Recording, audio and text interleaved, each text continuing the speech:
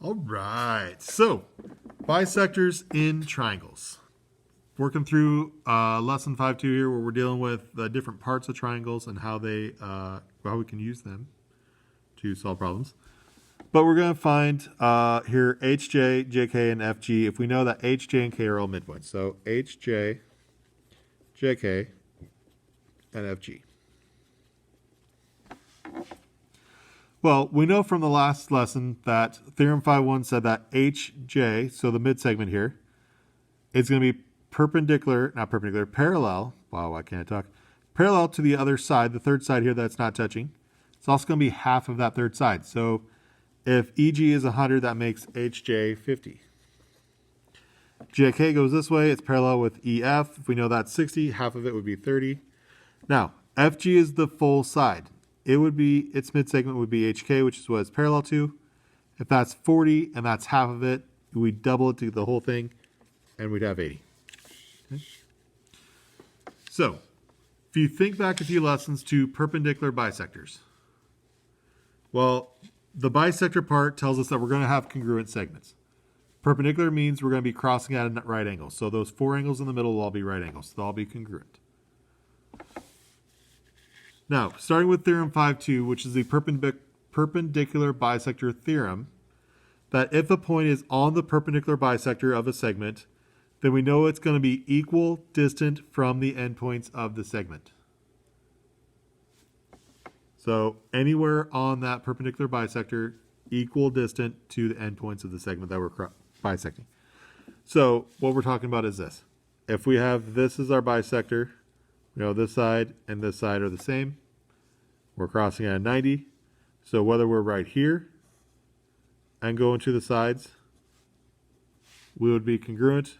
Say we're here, going to the sides, this would be congruent. Say we're down here, going to the endpoints. Still congruent. No matter where we're at on that line, going to the endpoints will be that equal distance. Theorem 5.3 is just the converse of that, so it's saying it the other way. If we know we're equal distant from the endpoints, then we know we're on the perpendicular bisector.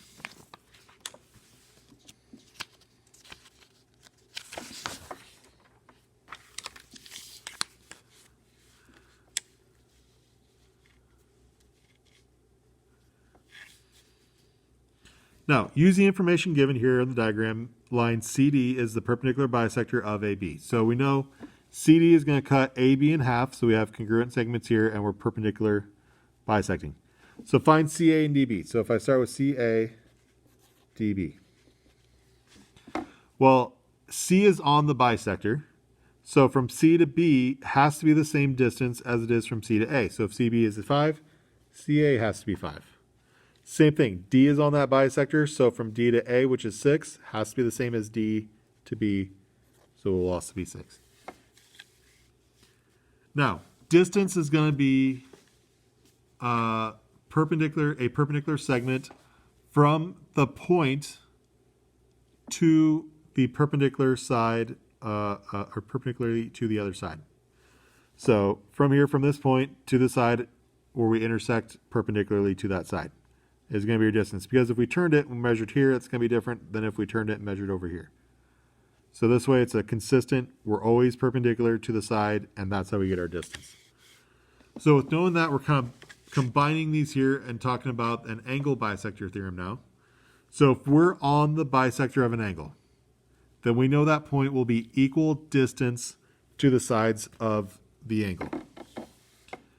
And now theorem 5.5 is just going to be the converse of that. So if we know we're equal distant from the sides, then we know we're on the angle bisector. And what that allows us to do is solve problems like this. So if we find the value of x, well, our x's are these two sides. Well, how does that relate? Well, F here, is the point, I shouldn't say midpoint, but it's the point where both these sides touch. If we follow that up, we hit an angle here that's being bisected. So CB, or CF, is the angle bisector. So knowing we're on the angle bisector, we know that we're going to be equal distant to both sides. So we can take 5x and set it equal to 2x plus 24. So if we subtract the 2x over, we get 3x equaling 24, and we would divide by 3 to get x by itself, so x is going to be 8. Now, it's never just easy enough to say, hey, find x. We always have to go back and, okay, that segment that x was with, how long is it? So FB here, we know is 5x. Well, if x is 8, we would just take 5 times 8, which is 40. So we know this side's 40. We know that side over there is going to be 40. Okay.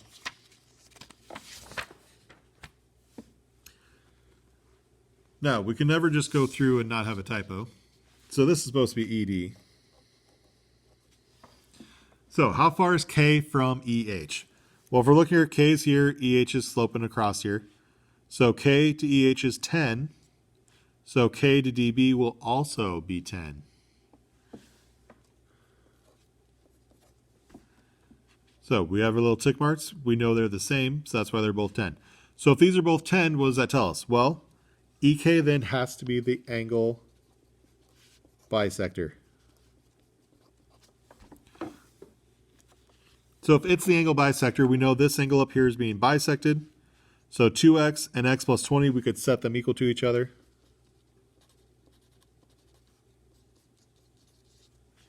So we would subtract x over. So x would equal 20. Again, we can't just leave it as an x. We got to plug it back in. So 2x, 2 times 20 would make this 40. 20 plus 20 would be 40 as well, which makes sense because they should be the same. And we're looking for DEH, the full angle, so 40 and 40 make 80. Now, I could have solved for either one and go, wait, this is the bisector, the other one has to be the same. But showing you either way, we're still going to get the same answer. And that's it for this lesson. So, if you have any questions, please let me know. Pan me, email me, send me a message on Google Classroom. Otherwise, you can always rewind, rewatch something if something didn't quite make sense. Or you can always pause it if you need time to write stuff down if I'm going too fast. So, with that being said, until next time, we'll talk to you later.